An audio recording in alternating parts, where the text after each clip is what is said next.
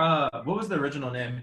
Motion picture soundtrack or something. Motion picture. We needed a name for the school talent show, so we settled on a motion picture soundtrack, which is a Radiohead song. That was just the placeholder, and then we were stuck. It is very hard to think of a band name. And then I just remember being in school and really liking the word greeting for some reason. I always thought it was a really warm, nice word, like just meeting new people, just like greetings. I don't know, something just felt nice about it. And then I'm just a huge Beatles fan, so I was watching I think a John Lennon documentary or something like that. And there's that shirt that he wears that says the greeting committee on it. And I'm like, done deal. All right, we'll go with that. So that's pretty much it. Mm-hmm.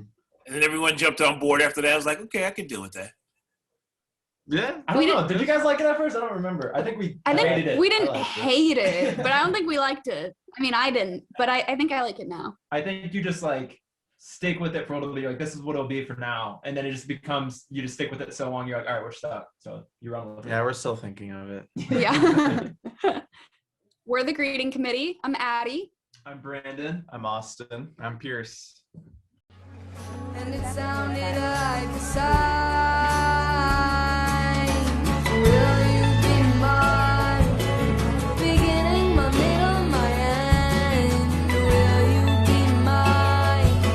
Beginning, my middle, my end. Will you be mine?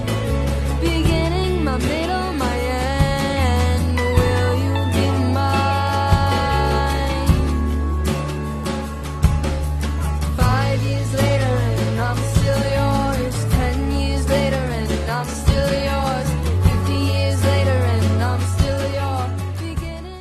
I know that Brandon and I, whether or not we were in this band, we were going to chase music one way or another. I did music on my own, and then I met Brandon and got him involved, and he got Austin and Pierce involved from there.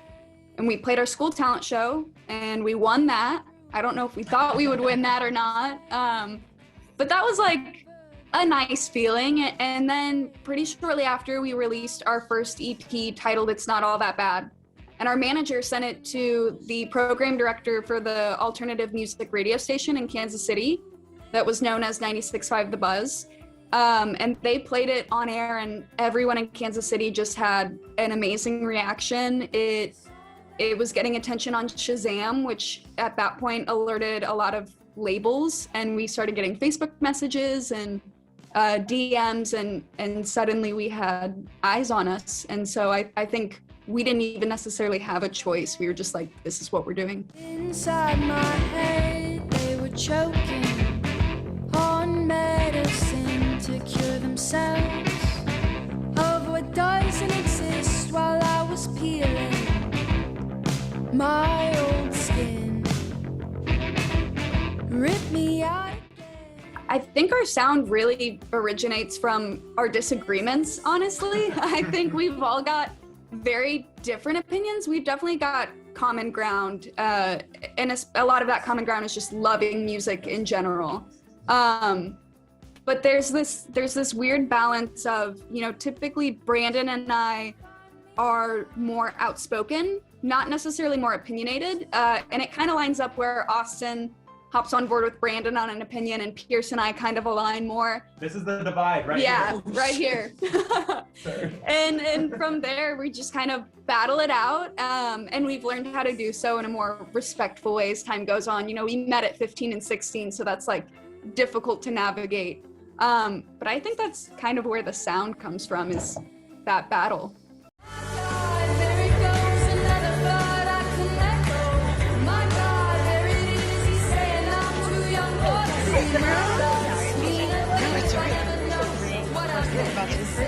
I think we got a phone call, and it was like, you really quickly need to cover this song. I remember I had to send a voice memo over, and then from there it was just a back and forth of, can you try this, can you try that, and then we were confirmed for studio time in Kansas City to go really record it, and that was Beginning, Middle, and End by Leah Noble.